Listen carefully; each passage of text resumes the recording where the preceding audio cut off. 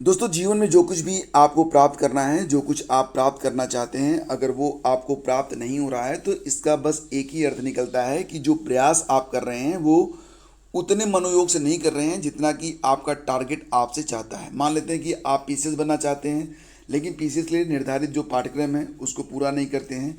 जो एक निर्धारित डिसिप्लिन होना चाहिए, जो डिवोशन होना चाहिए, वो आपके अंदर नहीं है, तो सिर्फ सिर्फ इच्छा करने से आपकी इच्छाएं पूरी नहीं हो पाएंगी।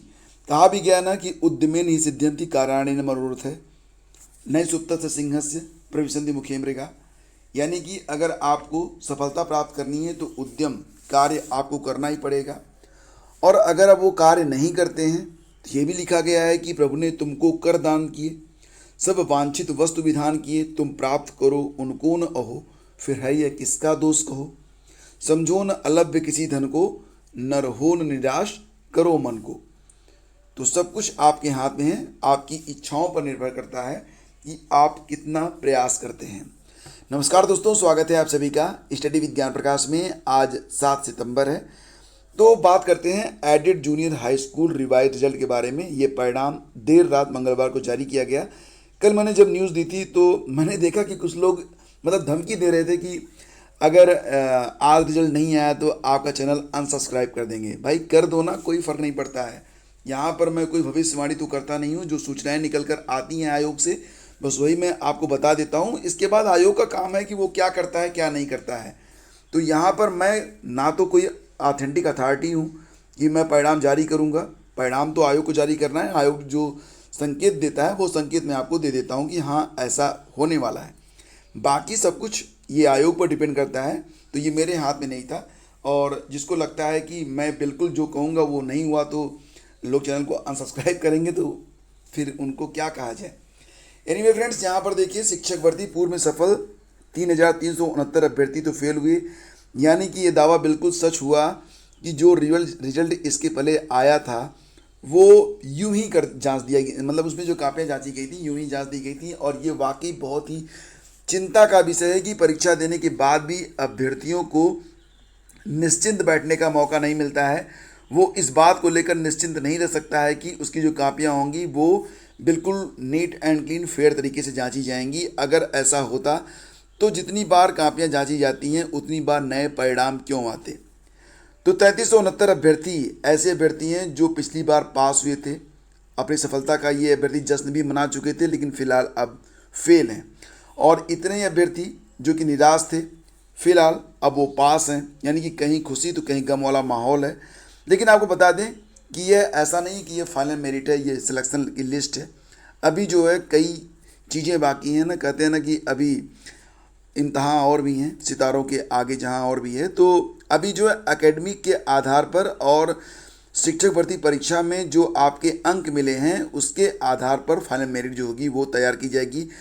फाइनल मेरिट कैसे बनेगी इस पर एक वीडियो मैं डेडिकेटेड आपको दे चुका हूँ, दोबारा से दे रहा हूँ लिंक उसका, देखना चाहें तो देख सकते हैं। आपको ये बता दें कि हाई स्कूल, इंटरमीडिएट, ग्रेजुएशन और जो भी आपका प्रशिक्षण रहा हो, जिसमें आप लोग जानते ही हैं बीटीसी लिखता हूँ मैं, इसको आप डिलीट मान लीजिएगा, और बीएड, इसमें जो आपके प्राप्तांक हैं, प्राप्तांक प्रतिशत, उसका जो है 10% गुणे 10/100, जो भी परसेंटेज है प्राप्तांक परसेंटेज उसका 10% प्लस ये जो परीक्षा हुई है शिक्षक भर्ती परीक्षा, इसका जो है जो आपका प्राप्तांक प्रतिशत होगा उसका 60% जोड़कर फाइनल मेरिट जो होगी वो तैयार की जाएगी। उसके बाद डॉक्यूमेंट वेरिफिकेशन होगा, फिर आपकी नियुक्ति की जाएगी।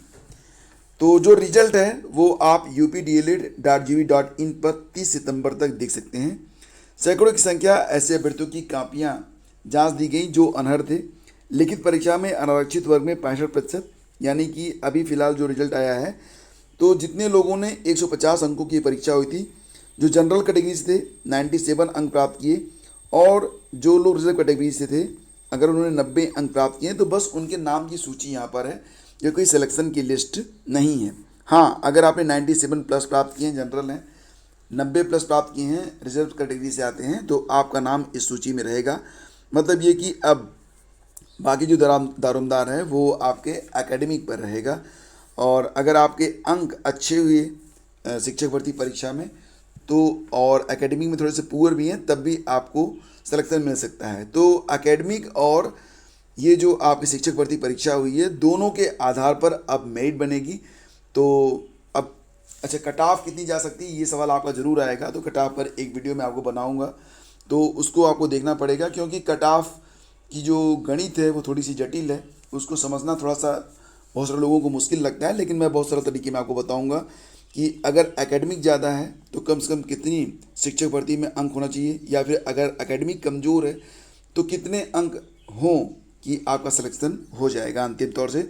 और वो भी तब जबकि सीटों की संख्या बहुत ज़्यादा नहीं है, 1504 पद ही हैं सहायक अध्यापक के, और सहायक अध्यापक के पदों पर ही मारामारी भी ज़्यादा है, ये भी आप जानते हैं। तो थोड़ा सा देख लेते हैं इस न्यूज को भी। एनालिसिस तो काफ़ी हो चुकी। 15 नवंबर 2021 को परिणाम जो घोषित हुआ था, उसके बाद कुछ अभ्यर्थियों ने ये कहा था कि उन्होंने जितने प्रश्नों के उत्तर सही दिए हैं उन पर भी उनको अंक नहीं मिले हैं। इसके बाद कोर्ट में याचिका गई थी, दोबारा से कापियाँ जांची गई तो कई दावे सही पाए गए। उसके बाद आदेश हुआ कि सारा रिजल्ट जो है वो कैंसिल कर दिया जाए, नया रिजल्ट बनाया जाए, और इस प्रकार से अब नया रिजल्ट आपके सामने है। तो ये विडंबना वाली बात है, बिल्कुल विडंबना वाली बात है कि जो रिजल्ट बनता है उसको सुधारना पड़ता है और रिजल्ट में कमियां पाई जाती हैं। तो हर लेवल से यहाँ पर अभ्यर्थी को ही जागरूक रहने का काम करना पड़ता है, और आयोग जो कर रहा है इस पर आयोग को तो शर्म आनी चाहिए। और देखिए यहाँ पर थोड़ा सा एक न्यूज और भी है कि यूपी बोर्ड ने हाई स्कूल और इंटरमीडिएट की स्क्रूटनी का परिणाम मंगलवार को घोषित कर दिया है। 985 लोगों का जो परिणाम है वो बदला हुआ है। बाकी जानकारी आप जाकर ले सकते हैं अपने जो है स्कूल कॉलेज पर, और जो संबंधित विद्यार्थी हैं उनको पता चल भी गया होगा। मैं बस आपको बताना चाहता हूँ कि जो स्क्रूटनी का रिजल्ट है वो डिक्लेयर कर दिया गया है। आगे बढ़ते हैं। अगली खबर है कि समकक्ष अर्हता के विवाद में फंसी बीईओ की भर्ती। अभी देखिए फ्रेंड्स, जो खंड शिक्षा अधिकारी के लिए वैकेंसी आने जा रही है उसमें अभी तक जो अध्याचन मिला है वो मात्र 55 पदों पर मिला है। अब कई लोग यहाँ पर सवाल करेंगे कि मात्र 55 पद, ये तो बहुत कम पद हैं। देखो फ्रेंड्स, आपसे कहना चाहूँगा कि आगे पदों की संख्या डेफिनेटली बढ़ेगी, लेकिन ये पद कितने रहेंगे। देखो, मैंने भी आप लोगों से कहा था, क्योंकि जानकारी तो यही मिली थी मुझे, जैसा कि मैंने आपको बताया कि जो जानकारी मिलती है उसे मैं यथारूप आपको बता देता हूँ। पहले जानकारी मिल रही थी कि 330 से अधिक पद रहेंगे, लेकिन वास्तविक रूप से अगर देखा जाए तो 200 से लेकर 250 के बीच में पद रहेंगे। अभी जो अध्याचन है वो 55 पदों का मिला हुआ है। विज्ञापन जारी करने में सबसे बड़ा रोड़ा जो सामने आ रहा है वो ये है कि आपको पता ही है कि बीईओ के लिए जो अर्हता होती है, एलिजिबिलिटी होती है, शैक्षिक योग्यता, उसमें कहा जाता है कि जो अभ्यर्थी हो वो स्नातक हो प्लस वो बीएड हो या उसके समकक्ष हो। तो यहाँ पर जो समकक्ष अर्हता है वो अभी तक स्पष्ट नहीं है। सरकार की ओर से यूपीपीएससी ने समकक्ष अर्हता पर जानकारी मांगी है, जो कि अभी सरकार की ओर से उपलब्ध नहीं कराई गई है। तो 3 वजह हैं जिसकी वजह से खंड शिक्षा अधिकारी की वैकेंसी अभी नहीं आ रही है। पहली बात, ये अभी अध्याचन पूरे नहीं हुए हैं, मात्र 55 पदों पर अध्याचन है। दूसरी बात की समकक्ष अर्हता के बारे में अभी गवर्नमेंट की ओर से कोई आदेश या कोई जानकारी सामने नहीं आई है। और तीसरी बात ये कि अभी जो आयोग है वो थोड़ा सा अपनी वजह से व्यस्त भी है। तो खंड शिक्षा अधिकारी की जो वैकेंसी है इसके आने में अभी जो है कम से कम 30 दिनों से अधिक का समय लग सकता है। मुझे लगता है कि 30 से 50 दिन के बीच में ये भर्ती आएगी। लेकिन जो लोग सीरियसली खंड शिक्षा अधिकारी बनना चाहते हैं उनके लिए ये चीज़ मायने बिल्कुल नहीं रखती है कि वैकेंसी कब आएगी, एग्ज़ाम कब होगा, क्योंकि उनको पता है कि पदों की संख्या बहुत कम है, आवेदन भरपूर होंगे। कम से कम मान के चलिएगा कि 6 लाख के आसपास आवेदन इसमें होने वाले हैं, और उस हिसाब से आपको अपनी तैयारी करनी होगी अगर अंतिम रूप से आपको चयनित होना है। वैसे फ्रेंड्स, आपको ये भी बता दें कि खंड शिक्षा अधिकारी और आरओ की तैयारी आप एक साथ कर सकते हैं, बिकॉज ऑफ दोनों ही परीक्षाओं में आपको जीएस और हिंदी दोनों ही तैयार करना पड़ता है, और इसी बेस पर आपकी जो परीक्षा होती है करवाई जाती है। तो खंड शिक्षा अधिकारी और बीईओ के लिए जो सिलेबस है उसका एक कंपैरेटिव स्टडी आपको करना चाहिए।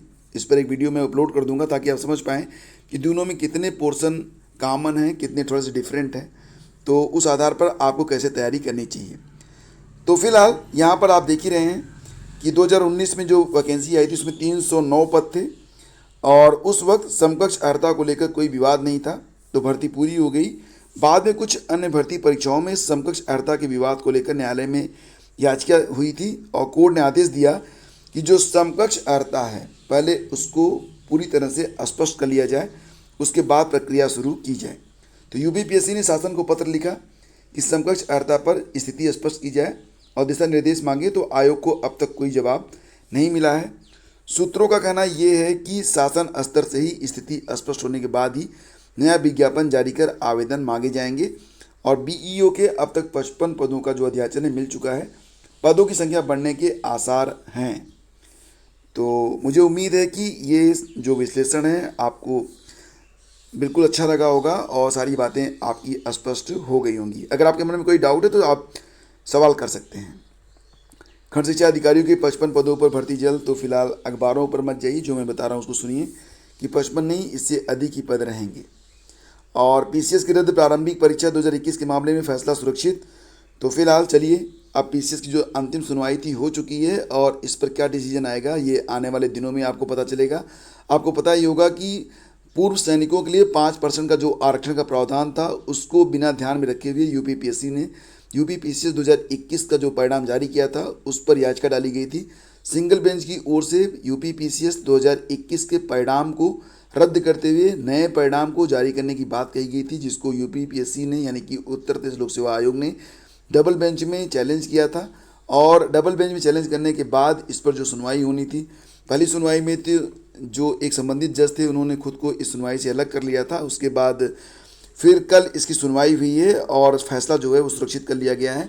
देखते हैं कि इस फैसले में क्या आता है। वैसे दोनों ही ओर से अपनी अपनी ओर से मतलब काफ़ी जो है अच्छे सबूत, सॉलिड सबूत रखे गए हैं और एक अच्छा बचाव किया गया है। जैसे कि प्रतिवादी के अधिवक्ता एबीएन त्रिपाठी की ओर से कहा गया कि 10 मार्च को जारी हुई अधिसूचना जो है वो एक्ट का संशोधन है, न कि कोई नया एक्ट बनाया गया है। और पुराना एक्ट उत्तर प्रदेश लोक सेवा आयोग शारीरिक रूप से दिव्यांग, स्वतंत्रता संग्राम सेनानियों के आश्रित और पूर्व सैनिकों के लिए एक्ट 1993 है। 1999 के एक्ट में संशोधन के जरिए ग्रुप बी को आरक्षण की श्रेणी से बाहर कर दिया गया और सरकार के इस निर्णय को इलाहाबाद हाईकोर्ट में चुनौती दी गई थी। हाई कोर्ट ने आदेश के अनुपालन में सरकार ने ग्रुप बी श्रेणियों की भर्तियों में 10 मार्च 2021 को पूर्व सैनिकों को क्षैतिज आरक्षण देने की व्यवस्था कर अधिसूचना जारी की थी। तो यह अधिसूचना जारी होने के दिन से ही लागू कर दी गई थी। याची की ओर से यह भी कहा गया कि हाई कोर्ट का आदेश पारित होने के बावजूद उत्तर प्रदेश लोक सेवा आयोग ने साक्षात्कार का आयोजन कर लिया और कोर्ट ने दोनों पक्षों को सुनने के बाद अपना जो फैसला है उसको सुरक्षित रख लिया है। और ये भी था, आपको बता दें कि पीसीएस के लिए 2021 में कुल 678 पद थे। इस पर 6,91,173 अभ्यर्थियों ने आवेदन किए थे। आवेदन हर वर्ष बढ़ रहे हैं।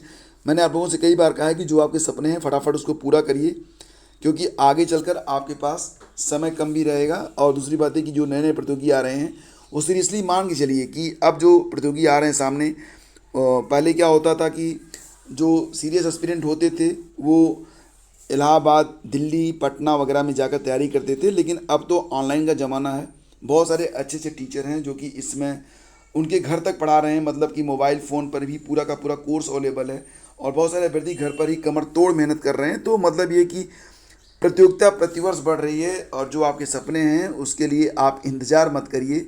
और नहीं तो मैंने कहा ना आपसे कि समय का क्या करना है ये आप डिसाइड कर लीजिए, यानी आगे चलकर समय ये ना डिसाइड कर ले कि आपका क्या करना है।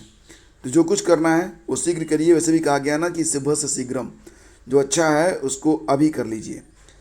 यहाँ पर देखिए नौकरी के लिए ठोकर खा रहे हैं बीएड पास, तो थोड़ी सी न्यूज़ यहाँ पर भी है। बहुत सारे एस्पिरेंट हैं जो कि वेल क्वालिफाइड हैं, लेकिन कड़ी प्रतियोगिता की वजह से आज तक उनको जॉब नहीं मिल पाई है। पदों की संख्या चाहे जितनी भी होती है, सबकी इच्छाएं तो पूरी नहीं हो पाती हैं। मैं देख रहा हूँ पिछले लगभग 10 सालों से 72,825 की वैकेंसी आई थी, उसके बाद कई भर्तियाँ आई हैं, लेकिन लो मेरिट वालों का नंबर तो आया ही नहीं। यानी कि कुछ भी हो जाए, अगर आप कड़ी मेहनत नहीं कर पा रहे हैं किसी भी वजह से, तो आप कितने भी क्वालिफाइड क्यों ना हो, वो जो है आप, तो यहाँ पर पूरा का पूरा जो मामला है वो समझ पा रहे होंगे आप लोगों में से बहुत सारे लोग ऐसे होंगे जो कि अभी तक सफल नहीं हो पाए, लेकिन इसका मतलब ये नहीं कि आप सफल नहीं होंगे। अपने अंदर की आग को जलाए रखिए और अपना टारगेट अपने मन में बनाए रखिए, उसको दीवार पर चिपका दीजिए कि यही हमारा निर्वाण है और इस लक्ष्य को प्राप्त ही करेंगे तो सफलता आपको भी मिलेगी और ज़रूर मिलेगी। और इसके बाद जो खबरें हैं, मुक्त विश्वविद्यालय में शुरू होगा 4 वर्षीय स्नातक पाठ्यक्रम। आप जानते हैं कि न्यू एजुकेशन पॉलिसी के अंतर्गत अब जो स्नातक का पाठ्यक्रम होगा वो 4 वर्षीय होगा और कुछ इंटीग्रेटेड कोर्स भी स्टार्ट होंगे, जैसे कि बीएड का होगा, इसको बीएससी बीएड और बीए बीएड के नाम से जाना जाएगा। एलएलबी के लिए भी जो एलएलबी और एलएलएम का इंटीग्रेटेड पाठ्यक्रम है वो भी स्टार्ट किया जाएगा। तमाम चीज़ें हैं, तो ये सारी चीज़ें जो निकल के सामने आ रही हैं। तो अभी फ़िलहाल जो मुक्त विश्वविद्यालय होते हैं उनके लिए एक अड़चन ये होती है कि जब तक उनको जो है डिस्टेंस एजुकेशन ब्यूरो की ओर से सहमति पत्र नहीं मिलता है वो अपने पाठ्यक्रम में कोई बदलाव नहीं कर सकते हैं। तो यहाँ पर राजाजी टंडन मुक्त विश्वविद्यालय ने डेब यानी कि डिस्टेंस एजुकेशन ब्यूरो से पत्र लिखकर ये अनुमति मांगी है कि जो न्यू एजुकेशन पॉलिसी है उसके मुताबिक जो है वो पाठ्यक्रम जो स्टार्ट करना चाहते हैं तो इसके लिए उनको बाकायदा जो है अनुमति प्रदान की जाए। और डीएल के बारे में बात करें तो डीएलएड प्रशिक्षण 2022 में दाखिले की दूसरी काउंसलिंग में अंतिम तिथि तक लगभग 16,000 अभ्यर्थियों ने नामांकन के बाद कॉलेज का विकल्प दिया है। सचिव परीक्षा नियामक प्राधिकारी की ओर से इन अभ्यर्थियों को कॉलेज आवंटित कर दिया गया है। अब इन्हें कॉलेज में शुल्क जमा करने के बाद शैक्षिक दस्तावेज की जाँच करा लेनी है। और उत्तर प्रदेश लोक सेवा आयोग की ओर से एक विज्ञापन जारी हुआ था जिसमें आवेदन की लास्ट डेट 5 सितंबर थी। तो कुछ अभ्यर्थियों के फ़ोटो और हस्ताक्षर में त्रुटियां हैं जिनको कहा जा रहा है कि 7/9 से लेकर 14/9 तक वो जाकर सही कर लें। ये जो विज्ञापन जारी हुआ था फ्रेंड्स, ये मेडिकल ऑफिसर्स के लिए था, आयुर्वेदा के लिए। तो ये जानकारी भी है। और एक प्रश्न और आप लोगों का आ रहा है बार बार, वो प्रश्न मैं यहाँ पर आपको हल करता हूँ, इसके लिए एक अलग वीडियो भी मैं आपको बना के दे दूँगा। सवाल ये था कि न्यू एजुकेशन पॉलिसी के अंतर्गत 2030 तक 4 वर्षीय पाठ्यक्रम जो होगा बीएड का वही मान्य रहेगा। तो कई लोगों ने सवाल किया था कि अगर 2030 के बाद जो 4 वर्षीय बीएड है अगर सिर्फ वही मान्य रहेगा तो 1 वर्षीय और 2 वर्षीय जो बीएड लोग किए हैं क्या उनकी मान्यता नहीं होगी। तो देखो फ्रेंड्स, यहाँ पर मैं आपको बता दूँ कि 2030 के बाद जो भी कॉलेज होंगे बीएड के वहाँ पर 4 साल का बीएड ही चलेगा या फिर 5 साल का बीएड चलेगा, लाइक एज बीएससी बीएड या फिर बीए बीएड। लेकिन 1 साल का जो पाठ्यक्रम था जो लोग कर चुके होंगे या 2 साल का पाठ्यक्रम जो लोग पूरा कर चुके होंगे, इनकी जो वैधता है वो बनी रहेगी। यानी कि 2030 के बाद ये पाठ्यक्रम नहीं होंगे, लेकिन ऐसा नहीं है कि ये मान्य नहीं होंगे, ये बिल्कुल मान्य होंगे। वर्तमान समय भी अगर आप देखें तो 2 साल का बीएड है लेकिन 1 साल का जो बीएड है वो भी मान्य है। तो जो पाठ्यक्रम वर्तमान में चल रहे हैं इनकी वैधता बनी रहेगी। हाँ, ये जरूर है कि 2030 के बाद जो पाठ्यक्रम रहेगा वो 4 साल का नहीं होगा तो वो मान्य नहीं होगा। तो आप लोगों की ऐसी ऐसी क्वेरी भी आती है, उसको भी मैं सॉल्व करता हुआ आगे बढ़ता हूँ। तो आज का सेशन यहीं पे समाप्त करते हैं। और देखिए, आप लोग जो वीडियो मैं अपलोड करता हूँ दोपहर में भी और शाम को भी, एक वीडियो एक दोपहर में आता है 12 बजे, एक वीडियो शाम को आता है लगभग 7 बजे। तो वो वीडियो आप लोग ज़रूर वॉच किया करें और कम से कम एक बार विजिट करके देख तो लिया करें कि उसमें अपलोड क्या हुआ है। बहुत सारी चीज़ें होती हैं जो थंबनेल पर नहीं लिखी जा सकती हैं, लेकिन जब आप वीडियो को 2 मिनट देखेंगे तो आपको पता चल जाएगा। तो शुरू का 2 मिनट ज़रूर देखा करें, तो इससे आपको काफ़ी फ़ायदा भी मिला करेगा और आप समझ भी पाएंगे कि इस वीडियो में क्या मैं आपको बता रहा हूँ। तो फ्रेंड्स, ये थी आज की पूरी जानकारी और उम्मीद करता हूँ कि सेशन आपको अच्छा लगा होगा। तो अच्छा लगा है तो लाइक और शेयर जरूर कीजिएगा ताकि हमको भी पता चले कि हाँ, आप लोगों को ये सेशन अच्छा लगता है। लगभग 10 से 15 हज़ार के बीच में लोग प्रतिदिन इस वीडियो को देखते हैं, लेकिन लाइक बहुत कम आते हैं। तो प्लीज़ आज एक लाइक आप बढ़ा दीजिएगा अपनी ओर से। Thank you so much.